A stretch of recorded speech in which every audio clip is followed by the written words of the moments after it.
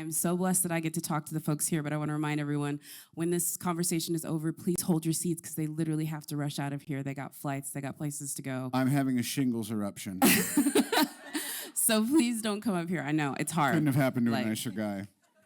They had to hold me backstage.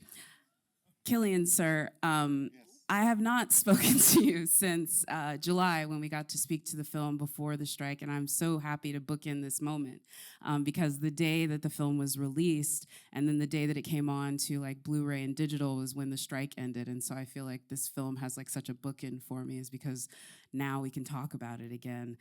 I wanted to ask you, though, since you've been away from it, I know you've been back home doing things with the family, have you had a moment to sort of reflect on your time playing Oppenheimer? Because I know at the time it was just this breakneck pace and you were really trying to just be faithful to the script, and I know that you're humble enough that you weren't thinking about much more than that, but have you had a chance to reflect on it and sort of taken away something from your experience playing him and again, sort of the reception? Oh, well, the reception has been extraordinary, and it was, as you say, kind of bizarre. When we finished the premiere in London, we did the red carpet, and then we went on strike. So it was just kind of done very abruptly, and then the movie came out, and then it had this amazing response from audiences, and so many people went to see it, and we were all just kind of texting, kind of in shock. Lots of emojis. So it was. Are you sending your Brinks truck emoji? When y'all are getting close to 1 billion, I bet, yeah. So it's a thing that it takes a while to kind of process that. I think for all of us, for Chris, for Emma, for everyone involved in the movie. It takes a while, and I think it's lovely now to come and to talk to you guys and to be able to interact with audiences and to actually be able to sort of process it a little bit. But I don't know. I'm still figuring it out, I guess. Yeah. Humble as ever, man. I appreciate that. Have you all gotten a chance? Because again, since you left at the premiere, you didn't get a chance to watch it with an audience. Have you all had the moment to have a communal experience with the film with an audience? All three of you? Did you not? I saw it in Paris. Yeah. Oh, you did see it in Paris, so you've had that one. Audience, yeah. Have you had the chance to see it with like a regular audience, Emily and or Robert? Blunt saw it in Nyack. I did. I went to Nyack, New York, and we managed to get the 2 last seats at the IMAX at the opening weekend, and we went to a 4 p.m. screening. When I saw a group of teenagers coming in with pipes dangling out of their mouths, dressed as him, I thought that was unbelievable, and I got goosebumps. It was just, I texted Cillian afterwards. I was like, you're not going to believe what I saw. It was just so cool. What about you, sir? Did you get a chance? I didn't get a chance to see it, so I screened it in East Hampton for everyone. Same thing. This blows doors off Nyack, honey. And I invited everyone that I thought was out there around this time of year, and everybody RSVP'd. And right before the movie started, I sat down, and Paul McCartney was sitting next to me. And I was watching the movie and also just kind of listening to him breathe for 3 hours and 40 minutes. Is he a heavy breather? No, but I was attuned to him because, I thought this might never happen again. And it was incredible to see this. I mean, y'all know it just happened to have this communal experience, to see something that is so purely cinematic. It's just exquisite. Thank you for saying that. Cillian, I want to talk to you about specific scenes in this now, because when we were doing this originally, we didn't want to spoil anything for anyone. I mean, obviously they know the bomb blows up, but there's a lot in between there. And so there were scenes we couldn't talk about, but now with this audience, everyone's seen it, we can sort of dive in. I'd love for you to talk about one scene that I've actually spoken to Ludwig Göransson about, and that is the scene after they do the bomb and he's having that sort of strange out-of-body experience where he's getting this adulation. It feels almost like a horror movie in that moment. And I, again, going back to it, I've now read the script. The stage direction in that moment was just so incredible because it was the conflict within the character. And I'd love for you to talk about, again, in a room full of performers, what you were sort of accessing in that moment as an actor, because it is such a delicate thing that you were trying to convey. And if folks read the script, they'll understand what I mean in that. And so how did you set up that part of the performance on that day? And what were you trying to sort of convey? Because he's not speaking, but he's saying so much. Well, first of all, we actually shot that scene in Fuller Lodge in Los Alamos, in the real environment that those scientists would have been in and socialized in and hung out in. And remember, we shot there, and you could, like, Chris did that very deliberately. So, I'm not a superstitious guy, but I do believe in you feel the vibrations in a place, you feel the energy in a room, and there was something about the history of that room. So I remember it wasn't even a full day for that. Remember, we did that bit outside first, and then it was like a half a day to do that scene. And I don't think we talked very much about it, myself and Chris, because with those sorts of scenes, all you really need to do is just think about what happened, and what actually happened. And then I was very aware that at that point it was like about the dilemma and the conflict and the contradiction and all of those things that he was trying to deal with. And so we shot it really quickly. And I remember the extras were fucking fantastic. They were actually not extras. There were a lot of actors, and just they were really giving in the scene. And I don't know. We just did it. But like sometimes with those things, the themes are so huge, and the dilemmas are so huge. You just have to think about it. You don't really have to talk about it. Well, again, it was breathtaking to watch, and the score underneath that Ludwig does just adds even more to that tension and craziness. Mr. Robert Downey Jr., sir, another thing, again, folks, that I want to say that the... Don't worry, it's not like you skipped anyone. I'm going to get to her as well. I'm not going to not talk to her. What? I'll be answering her questions. I have an order to this. Hold on. Do you need like 5 more Red Bulls or anything, or are you going to be all right? No, we're going to get there. I wanted to talk to you about the opening scene, and so that's why I wanted to bring yours first, because now that I've gotten a chance to read the script, I've gotten to see how brilliant that 3rd page of that script is, because it tells so much about Strauss, your character, and also Alden's character, who doesn't even have a real name. He's called the senator's aide. I kept trying to give Alden a name, and Chris would be like, not necessary. Well, wait a minute. He's right, though. I was like the SAG rep, I was like, I don't know, what name might I have? I was like, I'm working on it with Chris. He was like, how about just Senate 8? That's what I wrote. What? Steve, anyone? Not too late. We can change the credits.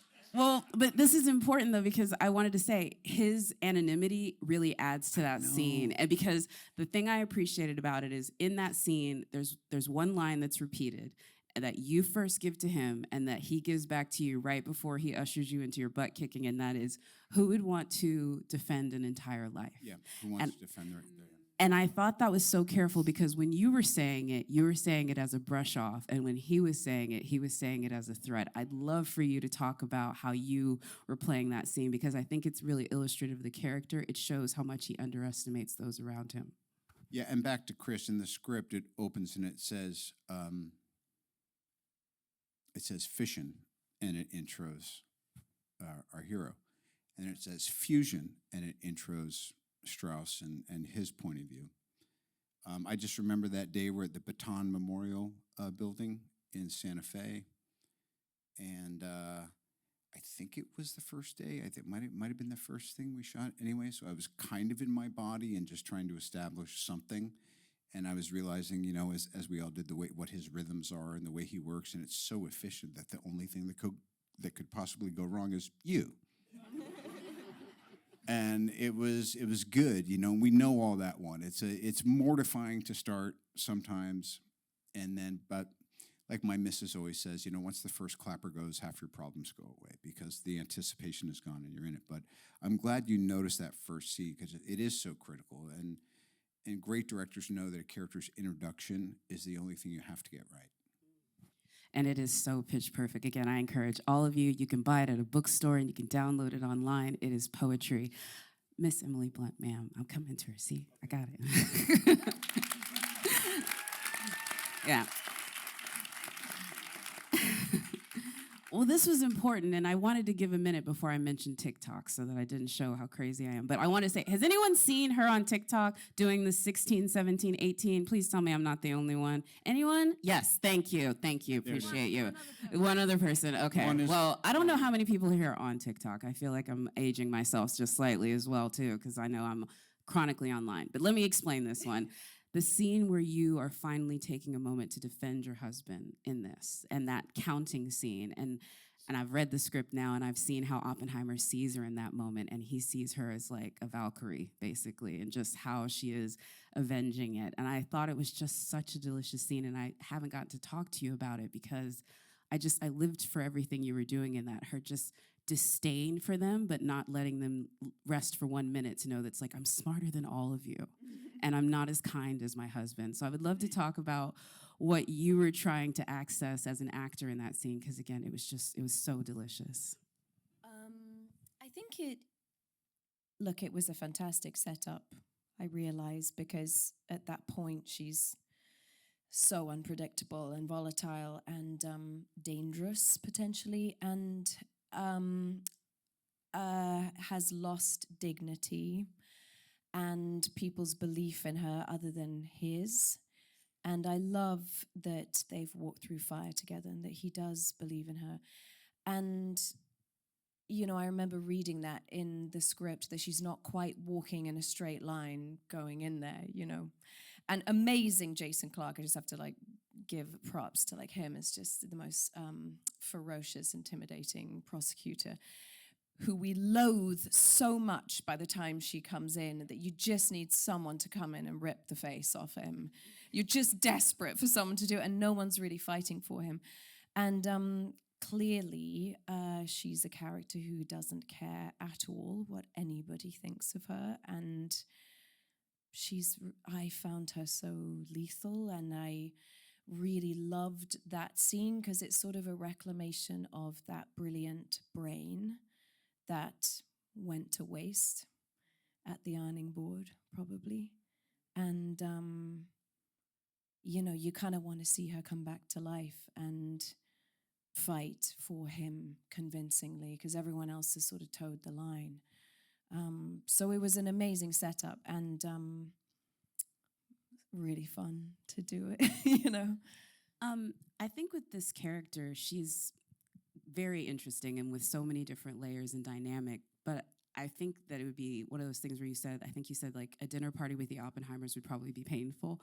So I actually remember the first time we did the camera tests and we did our prosthetic makeup and we were laughing so much during the camera tests, and Chris would be like, all right guys, so if you just like look at each other and then look back, and I'd look at him and we'd go like, because we just looked kind of horrifying, you know, the first time you see yourself. Because normally you go into the makeup chair and you're like, I will look better by the time I leave this trailer. And it's sort of the opposite, you know, and you're getting... And what did Chris say? He goes, laughing's cheating, or something. He said something like, come on, guys, come on. You got to keep them serious. But the thing I would say is, if there's any aspect of playing her that you found to be the most difficult or the most familiar within her sort of different sort of platitudes. And I hate to say that as a comparison because I know she's very difficult, but there's a lot of admirable qualities within the character as well. Yeah, I mean, for me, I really admired her and empathized with her. I think so many women at that time had to kind of contort themselves into being something that was so out of character, out of nature. She was a terrible mother and certainly didn't subscribe to Good Housekeeping, you know, was just not built for it, you know, and kind of driven mad in that isolation and loneliness of Los Alamos. I did admire her. I mean, certainly a non-conformist. I mean, he's her fourth husband by the time she's 29, so she's going there. I think with Christopher Nolan, he definitely casts all of his actors because he sees something within them that they can access the character very easily. Like it's almost like everyone is coming doing a part that is so familiar to them, they don't have to stretch that much. What do you think, as far as you playing Oppenheimer, now that maybe you've had to reflect upon it, that you found to be the most similar to maybe yourself, or the one that you found to be the most diametrically different? Yeah, that's oh Same. god, it's one of those questions. I genuinely didn't feel that much kind of connective tissue with the character. I don't think you need to have that. Me personally, I don't think I need to have that in it. I don't think there has to be that sort of exchange for me. And it was like I really, when I read it and he sent it to me, I went, holy fucking shitballs. Like I don't really know how to do this. Like I genuinely didn't know how to do this. But we had a long time.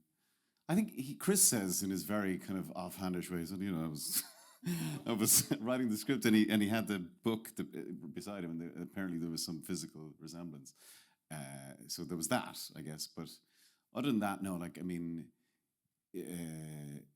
he's an astonishing, never to be seen again individual.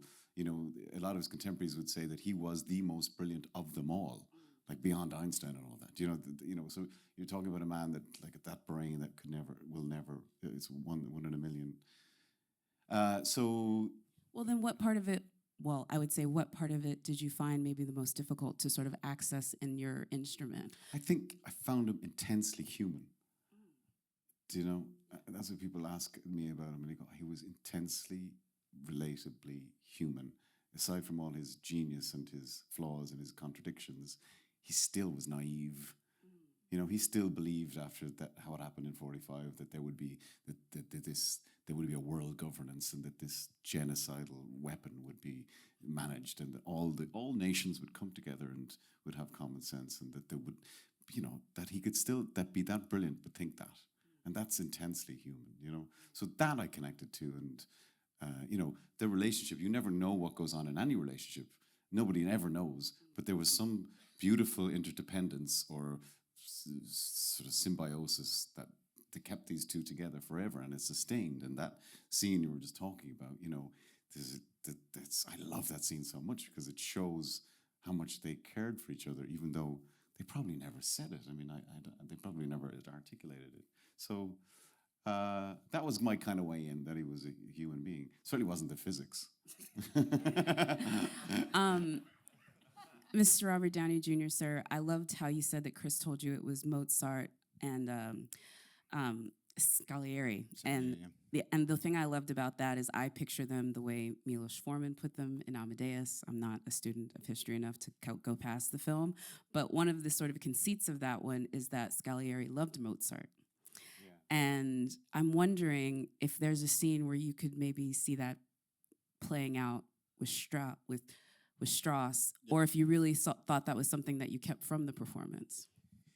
Well, this is a weird one, and tell me if it's like this for y'all. Still, this contemplation, and you know, when you get a role or a thing and you're into it, it doesn't end when you're done and it's out and you're talking about it, or even years later. It's a lifelong kind of like talisman that you can keep going back to. So I literally yesterday I just Googled Salieri, and when Mozart did Don Giovanni, Salieri had put out an opera that was actually better reviewed, and history doesn't care about that because it's decided that it was black and white. And so I think also, just like in Nolan and making that reference, he was inviting us to see, well, there's the Milos Forman version, the historical version, and now there's the revised history that we actually know more about the way we were taught incorrectly about what it was. And I think you can say the same thing about the atomic age, and you can say the same thing about when political preferences become too extreme. Strauss, particularly conservative, Oppenheimer, possibly a bit too progressive, that it just doesn't serve the people, because if they could have met in the middle of the aisle, then Atoms for Peace might have happened. And perhaps Strauss would have said, hey, you're acknowledging me. What is it that you want to do? Okay, let me show you how to deal with the UN. Let me show you how to deal with Truman. He's tricky, but I can help you. So I think that it is, as Nolan has said, it was a bit of a horror movie.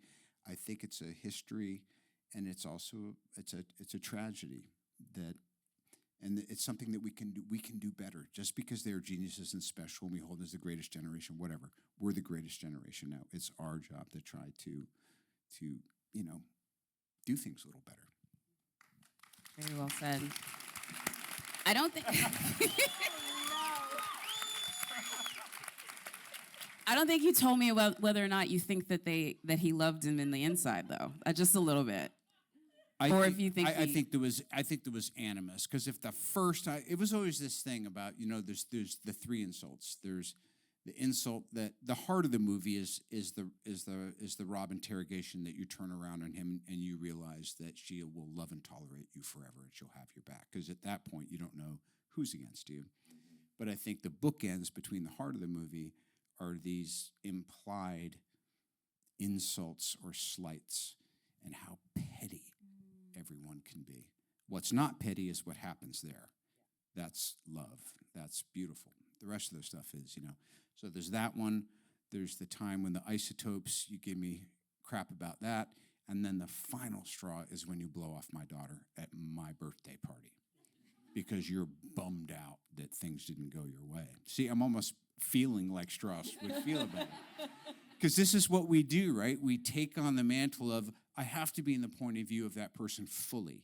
And I have to fully be in their shoes, even if I'm nothing like them.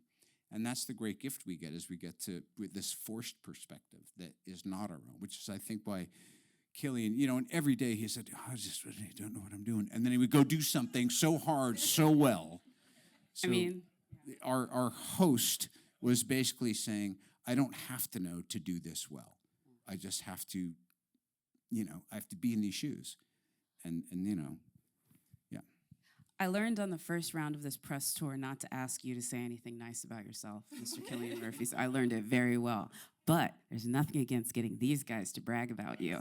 And there was the incredible task that I know you guys said that he was in it every day, eating, carrot sticks and rice cakes and doing that. If you could point to one day when you were, and both of you have done roles like this, all-consuming roles, title character, big sort of expectations on it, where you were sort of watching him on the outside and being like, wow, this actor at the top of their game. Are you ready for us to embarrass you? Because we're about to. Sorry.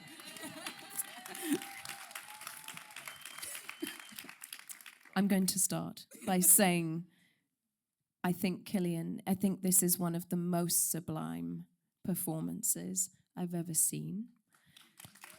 I think it's utterly riveting. I think all of his wonderful mercurial qualities lent itself to this ambiguity that you get kidnapped by this character, not just because of his ocean eyes, but because of his new hashtag extraordinary